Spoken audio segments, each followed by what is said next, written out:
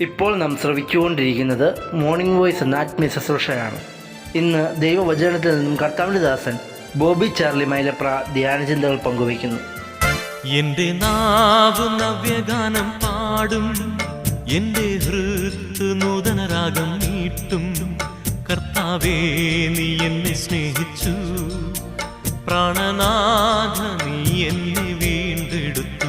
എന്റെ നാവ് നവ്യഗാനം പാടും, എന്റെ ഹൃത്ത് നൂതന രാഗം നീട്ടും. കർത്താവേ, നീ എന്നെ സ്നേഹിച്ചു, പ്രാണനാഥ നീ എന്നെ വീണ്ടെടുത്തു. എന്റെ നാവ് നവ്യഗാനം പാടും. ദൈവനാമത്തിന് മഹത്വമുണ്ടാകുമാറാകട്ടെ. ലോകമെമ്പാടുമായി ഈ പ്രഭാതത്തിൽ മോർണിംഗ് വോയിസ് എന്ന ശുശ്രൂഷ ശ്രദ്ധിച്ചുകൊണ്ടിരിക്കുന്ന എല്ലാവർക്കും കർത്താവായ യേശുക്രിസ്തുവിൻ്റെ നാമത്തിലുള്ള സ്നേഹവന്ദനങ്ങൾ ഞങ്ങൾ പ്രാരംഭമായി അറിയിക്കുന്നു. സർവകൃപാലുവായ ദൈവം തൻ്റെ പുത്രനായ ക്രിസ്തുയേശുവിൽ നിങ്ങളെ അനുഗ്രഹിക്കുകയും തൻ്റെ ദിവ്യമായ സമാധാനത്തിൽ കാത്തുകൊള്ളുകയും ചെയ്യുമാറാകട്ടെ. മത്തായി എഴുതിയ സുവിശേഷം 5-ാം അധ്യായം 42-ാം വാക്യമാണ് നാം ഇന്നത്തെ ധ്യാനത്തിന് വിഷയമാക്കുന്നത്. വാക്യം ഇങ്ങനെയാണ്: നിന്നോട് യാചിക്കുന്നവന് കൊടുക്കുക, വായ്പ വാങ്ങാൻ ഇച്ഛിക്കുന്നവനെ ഒഴിഞ്ഞു കളയരുത്.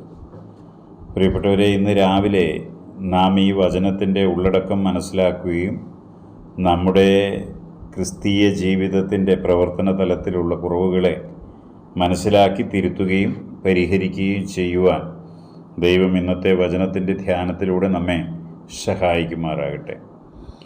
ഇത് വ്യക്തമായ ഒരു കൽപ്പനയാണ് എന്ന് നമുക്ക് മനസ്സിലാക്കുവാനായിട്ട് സാധിക്കും. തന്നെയുമല്ല, ഇത് നമ്മോട് കൽപ്പിച്ചിരിക്കുന്നത് കർത്താവായ യേശുക്രിസ്തുവാണ് എന്നത് ആ കൽപ്പനയുടെ പ്രാധാന്യം വർദ്ധിപ്പിക്കുകയാണ്. അതുകൊണ്ട് തന്നെ ആ കൽപ്പന അർഹിക്കുന്ന പ്രാധാന്യത്തോടെ വേണം നമുക്ക് ചിന്തിക്കുവാൻ. കൊടുക്കുക എന്നത് തിരുവെഴുത്തുകളിലെ അതിപ്രധാനമായിട്ടുള്ള ഒരു കൽപ്പനയാണെന്ന് നമുക്കറിയാം. എന്നാൽ ഇത് ദൈവമക്കളുടെ മധ്യേ വളരെ തെറ്റായി അല്ലെങ്കിൽ ശരിയല്ലാത്ത വിധത്തിൽ മനസ്സിലാക്കിയിരിക്കുന്ന ഒരു കൽപ്പനയാണ്. കൊടുക്കുക അഥവാ അപരന് നന്മ ചെയ്യുക എന്ന പ്രമാണത്തെ ശരിയായും വ്യക്തമായും പഠിപ്പിക്കുന്നില്ല എന്നുള്ളതാണ് ഒരു പരാജയം. അതുകൊണ്ട് ദൈവമക്കൾ ധാരാളം കൊടുക്കുന്നുണ്ട് എങ്കിലും അവ എത്രമാത്രം ദൈവനാമത്തിന് ഉതകുന്നു, എത്രത്തോളം കൊടുക്കുക എന്ന കൽപ്പനയുടെ അനുസരണമായി തീരുന്നു എന്നുള്ളത് നാം പരിശോധിക്കേണ്ട ആവശ്യമുണ്ട്. ഗലാത്യർക്ക് ഉള്ള ലേഖനം 6-ാം അധ്യായത്തിൻ്റെ 10-ാം വാക്യത്തിൽ, ആകയാൽ അവസരം കിട്ടും പോലെ നാം എല്ലാവർക്കും, വിശേഷാൽ സഹവിശ്വാസികൾക്കും നന്മ ചെയ്യുക എന്ന വാക്യത്തിൻ്റെ എല്ലാവർക്കും എന്ന പദപ്രയോഗത്തിൻ്റെ വാച്യാർത്ഥം ഉൾക്കൊള്ളാതെ സഹവിശ്വാസികൾക്ക് മാത്രം നന്മ ചെയ്യുന്നതിലാണ് പലർക്കും താല്പര്യം. സ്വജനത്തിൻ്റെ ഉദവിയാണ് ലക്ഷ്യമെന്ന് പറയുമ്പോഴും മുഖസ്തുതിയിൽ മനമലിയുന്നതും സ്വജനപക്ഷപാതവുമാണ് ഇതിനൊരു പരിധിവരെ അടിസ്ഥാനമായിട്ടിരിക്കുന്നതെന്ന് ആർക്കാണ് അറിഞ്ഞുകൂടാത്തത്? ദൈവജനത്തിന് മാത്രമല്ല, ആവശ്യത്തിലിരിക്കുന്ന എല്ലാവർക്കും നൽകുവാനായിട്ടാണ് കർത്താവിൻ്റെ കൽപ്പന നാം കേട്ടത്. നാം വായിച്ചത് ഇങ്ങനെയാണ്: നിന്നോട് യാചിക്കുന്നവന് കൊടുക്കുക എന്നാണ്. ചോദിക്കുന്ന എല്ലാവർക്കും കൊടുക്കരുതെന്നും അവൻ അല്ലെങ്കിൽ അവർ അതിന് അർഹരാണോ എന്ന് അറിഞ്ഞു വേണം കൊടുക്കുവാനെന്നും വാദിക്കുന്നവരുണ്ട്. അതിനവർ ആധാരമാക്കുന്ന വചനം സദൃശ്യവാക്യം 3:27 അവിടെ നാം വായിക്കുന്നത് ഇങ്ങനെയാണ്: നന്മ ചെയ്യുവാൻ നിനക്ക് പ്രാപ്തിയുള്ളപ്പോൾ അതിന് യോഗ്യന്മാരായിരിക്കുന്നവർക്ക് ചെയ്യാതിരിക്കരുത് എന്നാണ്. യോഗ്യന്മാരാരാണെന്ന് എങ്ങനെയാണ് നാം മനസ്സിലാക്കുക? അല്ലെങ്കിൽ നമ്മുടെ അടുക്കിലേക്ക് ഒരു സഹായം ചോദിച്ചു വരുന്ന വ്യക്തിയുടെ യോഗ്യത എങ്ങനെയാണ് നാം അറിയുക? എന്നാൽ എബ്രായ ലേഖനം 10-ാം വാക്യത്തിൽ നാം വായിക്കുന്നത് പോലെ, ഒന്നാമത്തേതിനെ നീക്കിക്കളഞ്ഞ് രണ്ടാമത്തേതിനെ ഒരു പുതിയ നിയമമായി സ്ഥാപിച്ചവൻ പറയുന്ന വാക്കുകൾ ലൂക്കോസിൻ്റെ സുവിശേഷം 6-ാം അധ്യായത്തിൽ നിന്നും നമുക്ക് വായിക്കുവാൻ സാധിക്കും. പഴയ നിയമത്തിൽ അവിടെ ഒരിടത്ത് മാത്രം യോഗ്യന്മാരായിരിക്കുന്നവർക്ക് ചെയ്യാതിരിക്കരുത് എന്നുള്ള വാക്കിൻ്റെ അർത്ഥം യോഗ്യത നോക്കി മാത്രം ചെയ്യുക എന്നുള്ളതല്ല, യോഗ്യന്മാർക്ക് അത് ചെയ്യാതിരിക്കുകയും അരുത് എന്നുള്ളതാണ്. എന്നാൽ കർത്താവ് ലൂക്കോസിൻ്റെ സുവിശേഷം 6:30 പറയുന്നത് വളരെ വ്യക്തമായിട്ടാണ്, നിന്നോട് ചോദിക്കുന്ന ഏവനും കൊടുക്കുക, നിനക്കുള്ളത് എടുത്തു കളയുന്നവനോട് മടക്കി ചോദിക്കരുത്. അതിൻ്റെ ആദ്യത്തെ ഭാഗത്ത് നാം വളരെ വ്യക്തമായിട്ട് മനസ്സിലാക്കും, നിന്നോട് ചോദിക്കുന്ന ഏവനും, അവൻ ആരാണെന്നോ എങ്ങനെയുള്ളവനാണെന്നോ ഒന്നും നാം അന്വേഷിക്കാതെ നിന്നോട് ചോദിക്കുന്നവന് കൊടുക്കുക എന്നുള്ളതാണ്. ചോദിക്കുന്ന ഏവനും മറുചോദ്യമില്ലാതെ യോഗ്യത നോക്കാതെ കൊടുക്കണം. ആരാണെന്ന് പോലും അന്വേഷിക്കാതെ വേണം കൊടുക്കാൻ. അതാണ് ആ കൽപ്പനയുടെ അർത്ഥമായിട്ട് നമുക്ക് മനസ്സിലാക്കുവാൻ സാധിക്കുന്നത്. അങ്ങനെ നാം കൊടുക്കാൻ മനസ്സ് വയ്ക്കുകയാണെങ്കിൽ അർഹരായവരെ മാത്രമേ ദൈവം നമ്മുടെ അടുക്കലേക്ക് അയക്കൂ എന്നുള്ളതാണ് അനുഭവത്തിൻ്റെ വെളിച്ചത്തിൽ എനിക്ക് പറയുവാനായിട്ടുള്ളത്. ആകയാൽ കൈ തുറന്ന് മാത്രമല്ല, നമ്മുടെ മനസ്സും വിശാലമായി തുറന്ന് നിസ്വാർത്ഥമായിട്ട് നമുക്ക് കൊടുക്കാം. കാരണം നമ്മുടെ വിചാരണയിലിരിക്കുന്ന പണമോ സമ്പത്തോ മറ്റൊന്നുമോ നമ്മുടേതല്ല, മറിച്ച് ക്രയവിക്രയത്തിനായിട്ട് ദൈവം നമ്മെ ഏൽപ്പിച്ചതാണ്. അത് കൃപയാണ്, ദാനമാണ് എന്ന് നാം മനസ്സിലാക്കുക.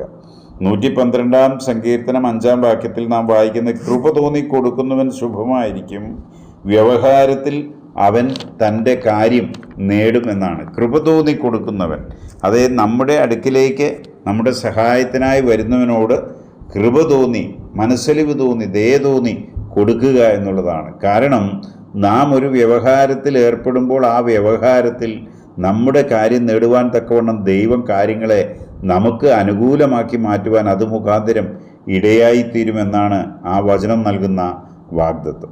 ഇനി അർഹത നോക്കുക എന്ന് തന്നെ വെച്ചാൽ ഒന്ന് ചിന്തിച്ചു നോക്കുക, നമ്മൾ ദൈവമക്കളായി തീരുവാൻ അല്ലെങ്കിൽ ഈ പദവിയിലെത്തുവാൻ നമുക്കെന്ത് അർഹതയാണ് ഉണ്ടായിരുന്നത്, അല്ലെങ്കിൽ എന്ത് യോഗ്യതയാണ് നമുക്കുണ്ടായിരുന്നത്?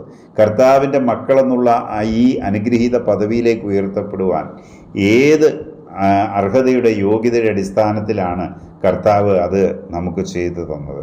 നമുക്കറിയാം, കൃപ മാത്രമാണ്, ദൈവത്തിൻ്റെ മഹാദയ മാത്രമാണ്.